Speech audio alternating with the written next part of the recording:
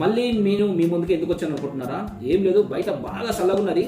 So మంచి కొత్త చింతకాయ పచ్చడి వచ్చింది. ఆ చింతకాయ పచ్చడి వేసుకొని అన్నం లాగించుతాయి మనం. ఇక ఎదురు చిన్న చిన్న వేసుకుంటాం. ఇక మీ అందరూ తెలుసు కదా నేను ఎట్లా తింటాను అనేది.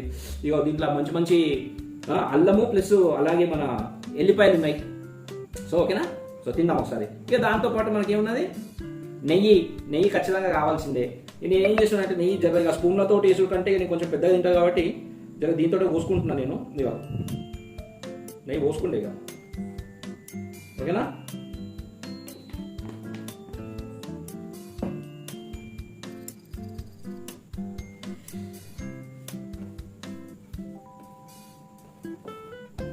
ఇక తెలుసు కదా నేను ఎట్లా తింటా. ఇక చిన్న చిన్న ముద్దలు తినడైతే మనతోటి కాదు. ఇక చూడండి అన్నం మస్తు వేడున్నది. బయట చల్ల ఉన్నది కాబట్టి జర ఉడుకుడుకన్నం, లేకుంటే చింతకాయ పచ్చడి సద్దన్నం కూడా మస్తు ఉంటుంది. ఇక నేను మీతో మాట్లాడుతుంటే నాకైతే నోట్లో మస్తు నీళ్ళు వస్తున్నాయి. ఫస్ట్ అయితే ఒకటి తిందాం, తిన్న తర్వాత ముచ్చట చెప్పుకుందాం.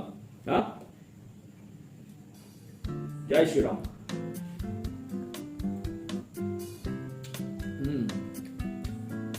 చెప్తున్నా కదా, తినాలంటే కూడా అదృష్టం ఉండాలి. రాసి పెట్టుండాలి, గుర్తుపెట్టుకోండి. నేనైతే తింటున్నా, ఇక మీ ఇష్టం.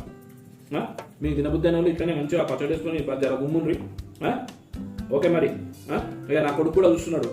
నానా వినయ్ దానా ఒక చిన్న ముద్ద ఎదురా.